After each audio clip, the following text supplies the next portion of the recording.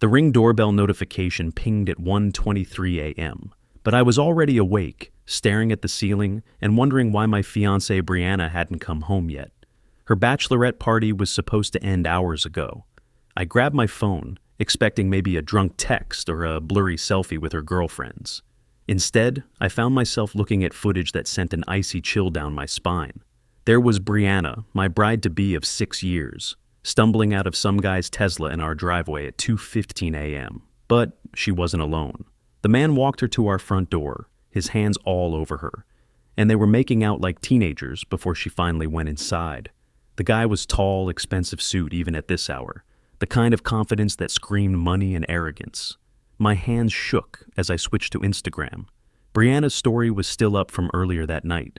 There she was, sitting on the same guy's lap at some upscale Phoenix bar, her arms wrapped around his neck, face flushed with alcohol, and something else I didn't want to name. The caption read, "Last night of freedom, thanks girls for the wildest bachelorette ever." And no regrets, last night's Ingle. I'm Mason Brooks, 34, fire captain with Phoenix FD Station 19. I've pulled people from burning buildings, performed CPR on dying children, and kept my cool in situations that would break most men. But sitting in my bedroom at 2:30 a.m., watching my fiancé cheat on me in high definition, I felt something inside me shatter. 6 years together. 6 years of building a life, planning a future, talking about kids and mortgages, and growing old together. And this was how she celebrated our upcoming marriage, 10 days away. Without thinking, I screenshot everything and posted it to Reddit on Our Relationship Style Advice with a simple title. Found out my fiancé is cheating 10 days before our wedding. What would you do? I included the ring footage, the Instagram story, everything. Then I changed my relationship status to single and tagged everyone who mattered, including her father, Philip Pierce, the most uptight insurance executive in all of Phoenix. Then I waited. The response was immediate and explosive. My post hit 8K upvotes in 8 hours. Comments were pouring in, people sharing their own stories, offering advice, calling for justice. The Phoenix New Times picked it up by morning. Local fire captain exposes cheating fiancé goes viral was trending on Phoenix Twitter with 20K shares. At 7:15 a.m., I heard Brianna's car in the driveway. She burst through the front door like a hurricane, her face twisted with rage. Still wearing her little black dress from the party, makeup smeared, looking nothing like the composed marketing manager I'd fallen in love with. "What the hell is wrong with you, Mason?" she screamed, waving her phone at me. "Are you completely insane? Do you know what you've done?" I was sitting at our kitchen table, laptop open, watching the social media wildfire I'd started. Phoenix thrived on gossip, and I'd just given them the story of the year. Wrong with me? I stood up slowly. 6 years of firefighter training had taught me to control my temper, but tonight that control was hanging by a thread. I'm not the one grinding on strangers at my bachelorette party. It was just a joke. She threw her purse on the counter. God, you're so insecure. It was harmless fun. Harmless? I pulled up the ring footage on my laptop screen. This looks harmless to you? Making out with some dude in our driveway at 2 a.m.? Brianna glanced at the video, and her face went pale for just a second. Then the defiance came roaring back. You don't trust me after 6 years? That says everything about you, not me. Who is he? Nobody, just some random guy. Jenna dared me to take a photo with him. It meant nothing. But something in her voice told me she was lying. The way her eyes darted away, the slight tremor in her hands. I'd seen enough liars in my time as a firefighter to recognize the signs. My phone rang. Philip Pierce's name flashed on the screen. "Answer it," Brianna hissed. I put it on speaker. "Mason Brooks." "What in God's name is going on?" Her father's voice was ice cold. "I'm getting calls from half the city about some social media nonsense. Ask your daughter, Philip. Brianna, explain yourself. Now." She grabbed the phone. "Daddy, it's nothing. Mason's having some kind of breakdown. The photo was just a silly joke." "A joke that's now been shared 20,000 times," I said. "Channel 12 News just called. Congratulations, honey. You're famous." Brianna's face went white. "What?" I refreshed my browser. Phoenix fire captain calls off wedding after viral bachelorette party video. "Congratulations. You made the evening news." "This is insane," she shouted. "You're ruining everything over nothing."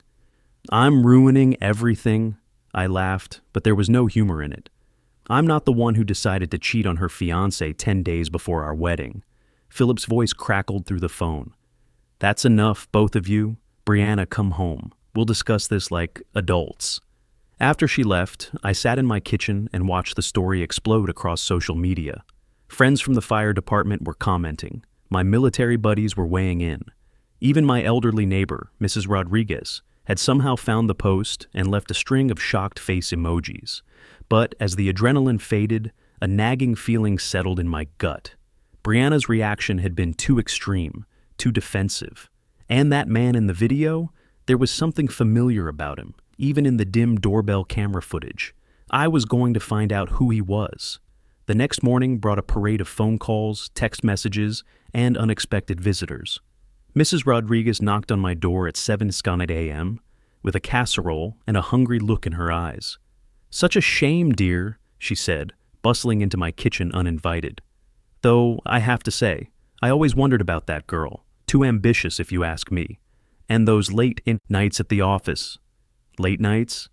Oh yes, working until all hours, though between you and me, I saw her car leave at 5:30 most days, then come back around 9 or 10. Strange way to work late, don't you think? I filed that information away and called my best friend Drew, who managed Phoenix Fire Department's favorite hangout spot, Murphy's Tavern. "Dude, you broke the internet," he said when he answered. "Half the department's talking about it. The other half is sharing memes." "I need a favor. Can you meet me for lunch?" Already clearing my schedule. We met at Murphy's during the slow afternoon shift. Drew poured me a beer and slid a basket of wings across the bar. "So what's the real story?" he asked. I showed him the video again. "Look at this guy. Really look at him." Drew studied the screen, then his eyes widened. "Holy crap! Is that Heath Walker?" "Who's Heath Walker?" "Regional Sales Director at Pierce Marketing Solutions. Philip's golden boy. Drives a Tesla. Thinks he's God's gift to women. He comes in here sometimes with clients." Drew paused. "Mason, if Brianna's messing around with Heath Walker, this is bigger than just cheating. That guy's her boss's boss." The pieces started clicking into place. The late nights, the defensive reaction, the panic in her eyes when I posted that video. This wasn't just about a drunken mistake at a bachelorette party. I need to know for sure. "What are you thinking?" "I'm thinking it's time to do some investigating." Drew grinned. "Count me in. But first, you should know your little social media stunt cost Heath some serious face. Word is, Philip called him into the office this morning. The whole company's buzzing about it." That afternoon, I called my old Army buddy Wade, who now ran a private security company in Phoenix. "I need help with something," I told him. "What kind of help?" "The kind you're good at. Research, surveillance, maybe some creative problem solving." Wade chuckled. "Sounds like someone's in trouble. What's the situation?" I explained everything, the video, the investigation, what I discovered about Heath. "So, you want to know how deep this goes?" "I want to know everything. How long it's been going on, what they're planning, all of it." "Give me 48 hours. The next morning brought more surprises. Jenna, Brianna's maid of honor, showed up at my door looking nervous. "We need to talk," she said. I let her in, noting how she avoided eye contact. "Look, Mason, I feel terrible about all this. The photo thing got way out of hand. Did it? Or did it just expose what was already happening?" She fidgeted with her purse strap. "I don't know what you mean." "Heath Walker, how long has Brianna been seeing him?" Jenna's face crumpled. "I can't. I promised I wouldn't. Jenna, I saw them together. I know about the late nights. The only question is whether you're going to help me understand what's been going on, or whether you're going to keep lying for her." She started crying then, mascara running down her cheeks. 4 months, she whispered. "It started 4 months ago at the company retreat. She said it was just physical, that she loved you but needed something exciting. She made me promise not to tell anyone." "And you thought that was okay?" "I thought it would burn out. I thought she'd get it out of her system and marry you anyway. But then she started talking about maybe calling off the wedding, and I panicked. I thought if she had one last wild night, she'd realize what she was giving up. So, the bachelorette party was, what, a test? She wanted to see if she could walk away from him. But when he showed up at the bar," Jenna shook her head. "She lit up like a Christmas tree. That's when I knew she was in love with him." The betrayal hit me like a physical blow. Not just the cheating, but the elaborate deception, the months of planning our wedding while she was planning her exit strategy. "There's more," Jenna said quietly. "Heath's been promising to leave his wife. He says once he gets the promotion to VP, he'll have enough money to make a clean break. Brianna thinks they're going to run away together." "His wife?" "Heath's married, has been for 12 years, 2 kids in private school." I stared at her. "And Brianna knows this? She thinks she's different, that he really loves her." After Jenna left, I sat in my garage, surrounded by my firefighting gear, and planned my next move. For 6 years, I'd been the steady, reliable guy, the one who rushed into burning buildings, who kept his head down and his mouth shut. But Brianna and Heath had made one crucial mistake. They'd humiliated me publicly, thinking I'd just take it and fade away quietly. They were about to learn that firefighters don't back down from anything. Wade called me at 6 a.m. on Friday with news. "Your girl's been busy," he said. "I've got hotel receipts, text messages, and enough surveillance footage to write a romance novel. Want the highlights? Give me everything." They've been meeting weekly for 4 months, plus whenever Heath travels for business. Always the same hotel downtown, the Westin. Heath pays cash, but Brianna's been using her credit card for dinners, gifts, even lingerie. She's not exactly covering her tracks. "What about the texts?" "That's where it gets interesting. Heath's been feeding her a line about getting promoted to VP, leaving his wife, the whole fairy tale. But I did some digging into his finances. Guy's leverage to the hilt, big mortgage, kids' school tuition, country club memberships. He's not leaving his wife anytime soon. Does Brianna know that? Based on these messages, she's planning to move in with him after your wedding gets officially called off. She's already been looking at apartments." The betrayal cut deeper with each new detail. While I'd been planning our future, she'd been planning her escape. "There's one more thing," Wade said. "Heath's got a reputation. This isn't his first affair. Word is, he's done this dance before. Promises to leave his wife, strings the woman along for months, then disappears when things get complicated. Send me everything? What are you planning?" "I'm planning to give them exactly what they deserve." But my problems were just beginning. Over the next few days, something unexpected happened. My former friends, guys I'd known since joining the fire department, people I'd trusted with my life, started turning on me. It started with Keith Palmer, Lance Cooper, and Scott Bradley. They'd been part of our regular crew, weekend barbecues and poker nights, the kind of friends you expect to have forever. Keith called me Thursday evening. "We need to talk," he said, his voice cold. "About what?" "About what you did to Heath and to Brianna. You destroyed 2 people's lives over a stupid photo." I was quiet for a moment, processing this. "Keith, you do realize Heath was having an affair with my fiancée, right? And that he's married with kids? That's different. Adults make complicated choices. You should have handled it privately, like a man, instead of turning it into a public circus." The conversation went downhill from there. Keith accused me of being vindictive and cruel. I accused him of having selective memory about loyalty and friendship. We both said things we couldn't take back. He wasn't the only one. Over the next few days, I heard from Lance and Scott, and several other guys from our circle. The message was consistent. I'd gone too far. I was the villain in this story. It became clear that they'd been talking among themselves, building a narrative where I was the bad guy, and Brianna and Heath were the victims of my vindictive revenge plot. The breaking point came on Saturday night at Murphy's. I was having a quiet drink with Drew when Keith walked in with Lance and Scott. They spotted me immediately and made a beeline for my table. "Well, look who's here," Keith said loudly enough for half the bar to hear. "The town's newest celebrity. Keith, don't do this here." "Why not? You didn't mind making your business public before." Lance stepped closer. "You know what you are, Mason. You're a bitter, small man who couldn't handle the fact that his woman found someone better." The bar went quiet. Everyone was watching now. Phones probably already recording. "Someone better?" I stood up slowly. "You mean a married man who was using her while lying about leaving his wife?" "At least Heath treated her like a queen," Scott added. "When's the last time you took Brianna somewhere nice? When's the last time you bought her flowers or jewelry or made her feel special?" "I was saving for our wedding. You know, the one she was planning to skip out on." "Because you're boring," Keith shouted. "You're a small-town firefighter with no ambition, no class, no future. Brianna deserves better than running into burning buildings for the rest of her life. The words hit like physical blows. These were supposed to be my friends, people who'd known me for years, who'd eaten at my table and celebrated holidays with me. You want to know what's really pathetic? Lance continued. You're so insecure that you had to destroy everyone else's happiness because you couldn't keep your own woman satisfied. That's enough, Drew said, stepping between us. Stay out of this, Drew, Keith snapped.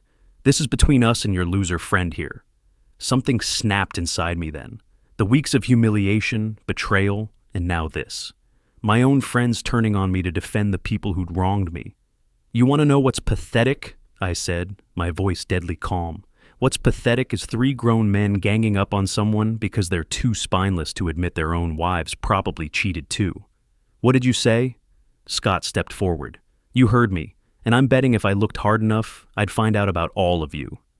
Keith swung at me then, a clumsy haymaker that I saw coming from a mile away. I ducked and came up with an uppercut that caught him in the solar plexus. He doubled over, gasping. Lance grabbed a beer bottle and came at me, but Drew tackled him before he could swing it. Scott tried to circle around behind me, but I spun and caught him with an elbow to the ribs that sent him stumbling backward into a table. The fight was over in 30 seconds, but the damage was done. Not just the physical damage. Keith would be sore for a week and Scott would have a nice bruise on his ribs. But the social damage, the final burning of bridges that could never be rebuilt. Get out, Drew told them as they picked themselves up off the floor. All of you, and don't come back. As they limped toward the door, Keith turned back to me. This isn't over, Mason. We'll make sure everyone knows what kind of man you really are. They already know, I replied.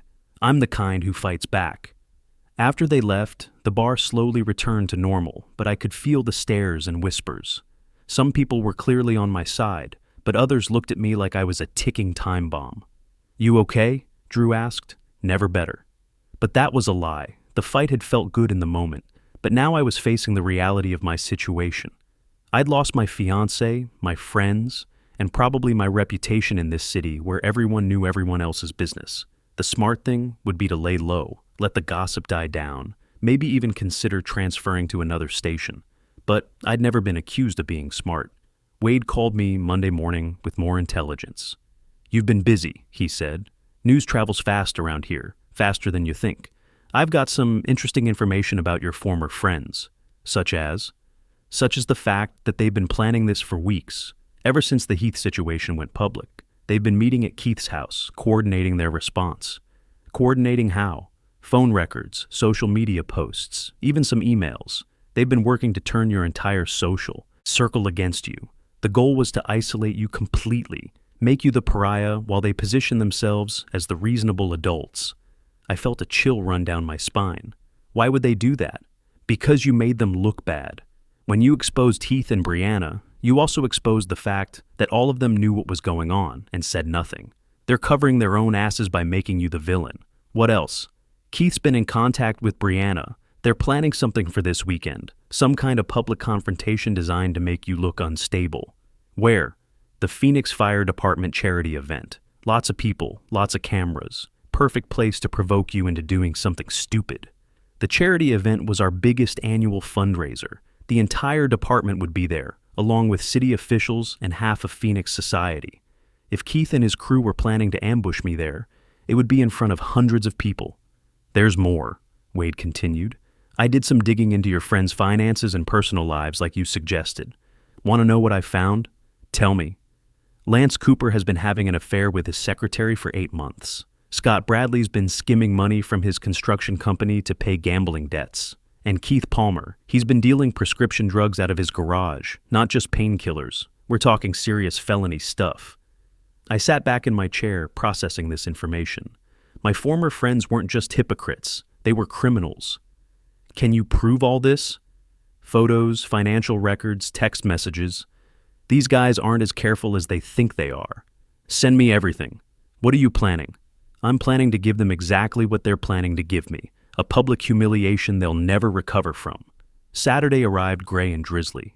Typical October weather in Phoenix, but the convention center was packed despite the weather. The charity event was set up with silent auctions, food vendors, and a small stage for speeches. Hundreds of people had turned out for the annual tradition.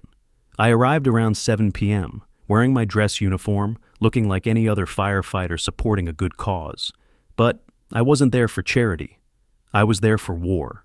I spotted Keith first, standing near the silent auction tables with Lance and Scott. They were scanning the crowd, clearly looking for me. Nearby, I could see Brianna talking with some of her marketing colleagues, occasionally glancing in Keith's direction. They were all here. Perfect.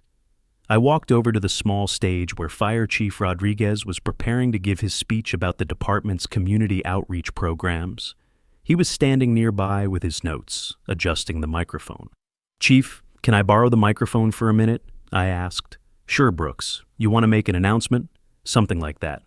I climbed onto the stage as the chief finished his remarks. The microphone was still, hot, and when I tapped it, the sound echoed across the convention center. "Can I have everyone's attention, please?" The crowd slowly turned toward the stage. I could see Keith and his friends pushing through the people, realizing what was happening, but unable to stop it.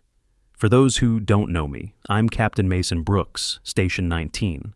I've served this city for 8 years, and I've always believed in truth, honor, and protecting the people we serve. The convention center was quiet now, except for the sound of glasses clinking at the bar. Recently, some people have been spreading stories about me, calling me unstable, vindictive, a bad friend. So I thought I'd take this opportunity to set the record straight. I pulled out my phone and connected it to the sound system. Wade's surveillance had been thorough. This is a recording of Keith Palmer discussing his involvement in a prescription to drug distribution scheme. The audio was crystal clear. Keith's voice discussing pills, quantities, arranging regular supplies to desperate people struggling with pain and addiction. The crowd murmured as they recognized his voice. Keith's face went white. He started pushing toward the stage, but there were too many people in the way. This next recording is Scott Bradley discussing how he's been stealing money from his construction company. Scott's voice filled the convention center, casually discussing his embezzlement of client funds like it was routine bookkeeping. And finally, we have Lance Cooper discussing his affair with his boss's wife, while his own wife was home with their sick child. Lance's voice was the final nail in the coffin, describing intimate details, laughing about deceiving his family and employer. The crowd was buzzing now, people pulling out phones to record, others calling spouses to tell them what was happening. "These are the men who called me unstable," I said into the microphone. "These are the people who said I went too far when I exposed my fiancée's affair. I'll let you decide who the real villains are in this story." I unplugged my phone and stepped down from the stage. Keith, Lance, and Scott had finally made it through the crowd, their faces twisted with rage and panic. "You son of a bitch!" Keith screamed, launching himself at me. But 8 years of firefighter training had left me in better shape than their desk jobs could match. I sidestepped his clumsy swing and let his momentum carry him into the stage platform. He hit it hard and went down. Lance came next, swinging wildly. I caught his wrist and twisted, using his own force to flip him over my hip. He landed hard on the polished floor and didn't get up. Scott was smarter. He backed away, hands up. "This isn't over, Mason." "Yes, it is." The whole confrontation had lasted maybe 60 seconds, but it felt like hours. I stood in the middle of the convention center, surrounded by my defeated enemies, while hundreds of people stared at me in shock. Then the applause started. It began with Captain Rodriguez from Station 7, then spread through the crowd like wildfire. Firefighters were cheering, clapping, taking pictures and videos. "That's how you handle traitors," someone shouted, and the crowd roared its approval. I looked around and saw Brianna standing near the silent auction tables, her face pale with shock. Our eyes met across the convention center, and I saw something I'd never seen before: fear. She was finally beginning to understand what she'd unleashed when she decided to betray me. But I wasn't done yet. I walked over to where she was standing, the crowd parting before me like water. Heath Walker was nowhere to be seen, probably watching the live stream from his hotel room. "Hello, Brianna." "Mason, please. I have something for you."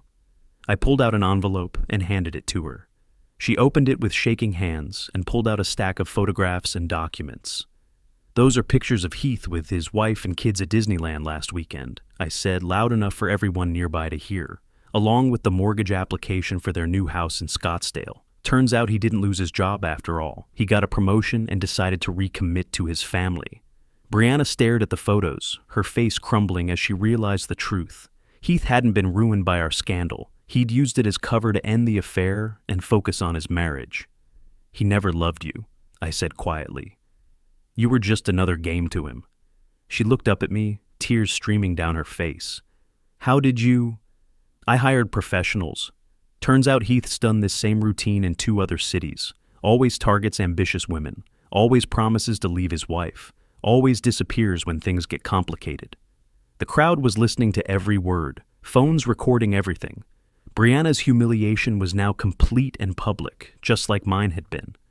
Why? She whispered. Why are you doing this to me? Because you did it to me first. The only difference is, everything I'm saying is true. I turned to address the crowd one final time.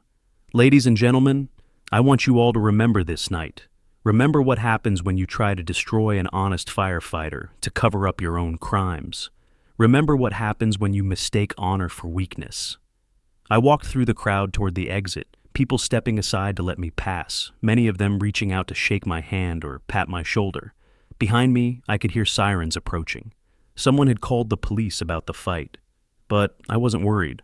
I had video evidence of Keith attacking me first, witnesses who had seen the whole thing, and a room full of firefighters who just watched me expose 3 criminals and a cheating ex-fiancée. The wedding was officially called off the next morning. Heath Walker quietly transferred to the company's Denver office within the week. Keith, Lance, and Scott were arrested over the following days as the evidence I'd provided was investigated and verified. Brianna moved back in with her father, her reputation in Phoenix's marketing world permanently damaged.